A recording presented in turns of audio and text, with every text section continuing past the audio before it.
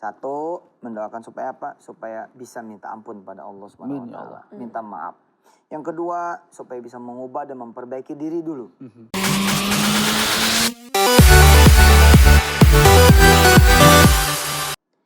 Ya pemirsa, jadi buat yang lagi ngerasa kesulitan, yang lagi galau, yang lagi di episode gagal, ini kita perlu banget nih belajar dari kegagalan orang lain.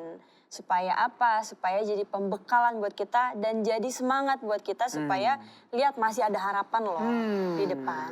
Jangan sedih, jangan berhenti di sini, masih ada harapan. Buktinya apa? Mereka-mereka yang gagal sekarang jadi sukses. Iya benar, Iya enggak? lebih terang. Dan nggak ada cerita berhasil kalau nggak ada cerita gagal. Iya sih, Ya kan? benar. Gitu. Langsung aja kita lanjutin kali Pak Baik, ceritanya. baik. Ya, langsung Kang Ihsan. Iya, Ustaz, kali ketiga karena sudah jatuh kali ketiga, saya ketemu seseorang.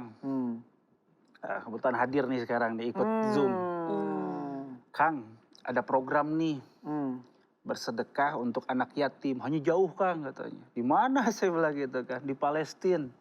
Sudah saya ikut. Itu saat saya bangkit tapi udah nggak usaha, kerja Ustaz. Gaji pas-pasan, ya kan? Sana sini, saya harus ikut itu program. Saya laluin. Nggak mikir, Udahlah. nggak cukup. Ya saya tebak aja bismillah deh. Bismillah Allah, udah. aja. Nggak usah pakai mikir kan Ustaz. Bener. Nah, lama kok nggak ada ya gitu kan. Keajaiban, biasa manusia. Satu waktu, kalau saya masih ingat tuh hari Kamis, karena waktunya setelah buka puasa saya dapat telepon Ustaz. Ada sahabat, lagi di mana? Lagi di rumah, lagi apa? Lagi nonton. Bantu saya dong. Bantu apa? Lu punya paspor? Ada paspor. Udah ngapain? Antar jamaah. Saya bilang antar jamaah ini kapan? Lusa.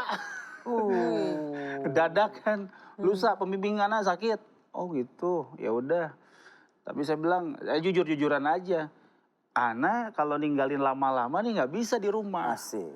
Karena istri sama anak mau makan apa nih tanggal-tanggal tua, saya bilang gitu. Udah, nomor rekening siniin. Ditransfer. Dikasih, nggak dilihat-lihat. Akhirnya singkat cerita, saya kirim paspor, saya berangkat dah lusanya tuh. Berangkat lusa, kirim, kaget juga Ustaz, dikirimnya gede, 10 juta. Masya Allah. Itu udah cukup, padahal yang saya bawa cuma 150.000. Ya Allah. Itu berkah umroh saya gratis, cuma 150.000 saya bawa. Jadi udah mah dapat umroh, Dapat itu juga. dapat 10 juta dan dapat masa depan Betul. kan. Dari situ semua bermula. Betul, Wah, itu. dari situ. Dan Pembukanya sedekah tuh ya? alhamdulillah sedekah. Yakin? Yakin. Yakin? Yakin. Hmm.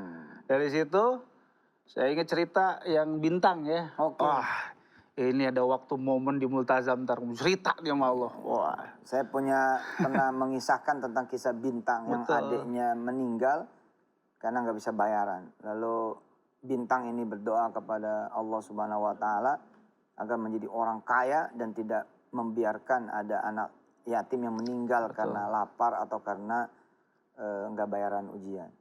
Kisah itu menginspirasi ente? sangat, Allah. sangat. Walaupun mungkin ceritanya berbeda Ustaz. Iya. Itu yang dibawa menjadi doa Iya, di Multazam. di Multazam. Saya Apa doanya? bilang, ya Allah kasih saya kemakmuran. Hmm.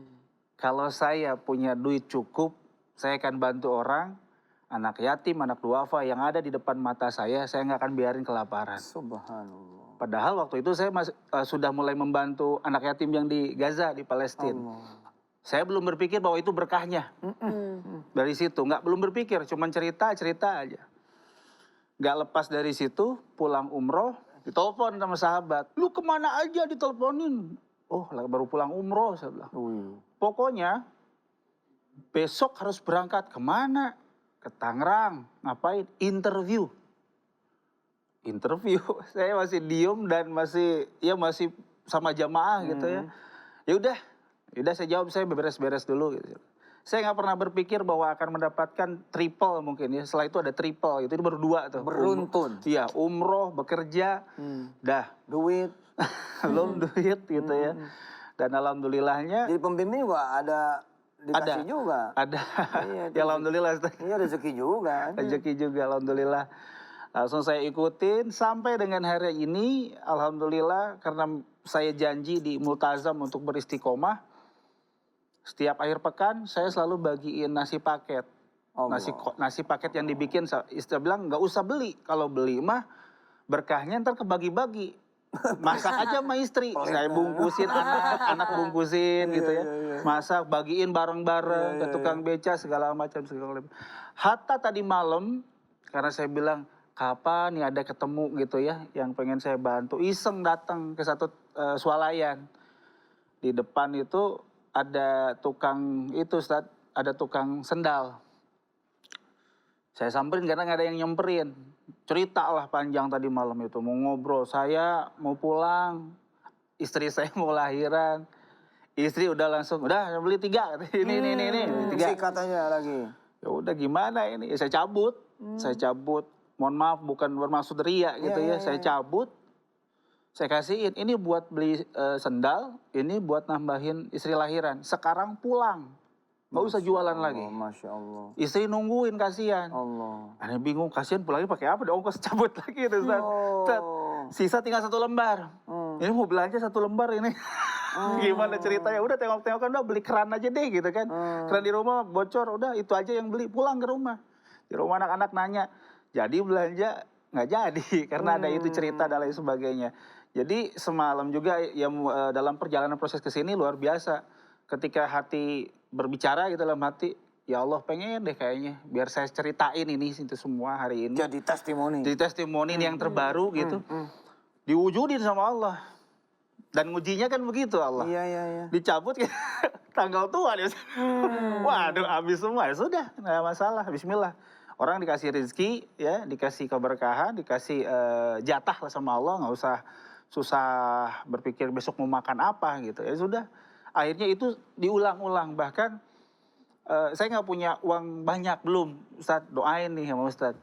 Amin. Tapi hari ini sudah masjid ke-3 dan ke-4 yang saya bantu melalui teman-teman saya yang punya duit banyak. Allah. Saya punya duit, dia ada masjid, mau dibantu nggak? Mau kirimin. Menjadi network. Ya gitu aja ya, kata Ustadz kan ini apa namanya, kalau kita nggak punya uang jadi fasilitator aja gitu ya. Saya ingat banget tuh per kalimatnya, saya ingat.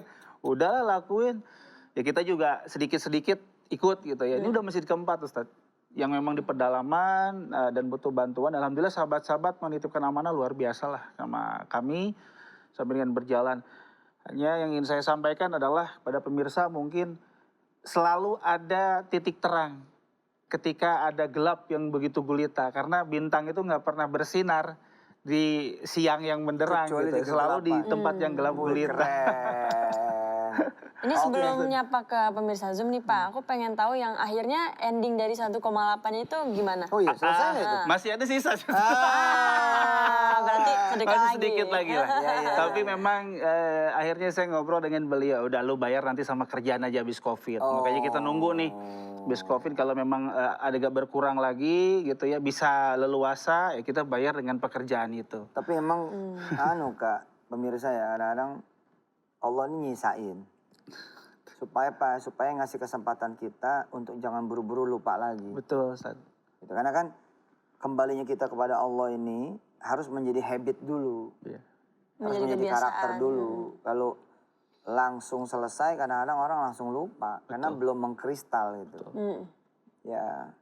Ya udah jangan buru-buru dulu asin kalau gitu. Insyaallah ya lunas, tapi baik dan istiqomah. Amin. Pemirsa juga punya kesusahan, punya kesulitan, punya penderitaan, beban, permasalahan. Insyaallah. Saya, Kak Wirda dan Kak Ihsan juga kami semua mendoakan. Satu, mendoakan supaya apa? Supaya bisa minta ampun pada Allah Subhanahu wa taala. Minta maaf. Yang kedua, supaya bisa mengubah dan memperbaiki diri dulu. Nggak usah mikirin tentang solusi dan jawaban dulu. Perbaiki aja yang bisa diperbaiki. Ubah yang bisa diubah. Apa? Mulai dari sholatnya, sedekahnya, akhlak kita sama keluarga dan orang tua, sama kemudian saudara, kerabat, tetangga gitu ya. Kemudian yang berikutnya adalah, ya bismillah. Sedekah. Apa yang bisa kita sedekahin gitu ya. Kalau nggak ada gimana? Pakai niat. Betul. Bismillah, nanti kalau saya jadi orang kaya, ya Allah begini, begitu, begini, begitu. Nanti kalau saya bisa lunas utang, nanti begini, begitu. Gitu. Tapi kalau ada jangan cuma niat. Betul.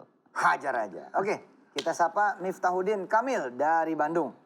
Ya, Assalamualaikum Kang Miftah. Ya, Waalaikumsalam warahmatullahi wabarakatuh. Sehat, Ustaz? Sehat. Kenal sama Kang Ihsan?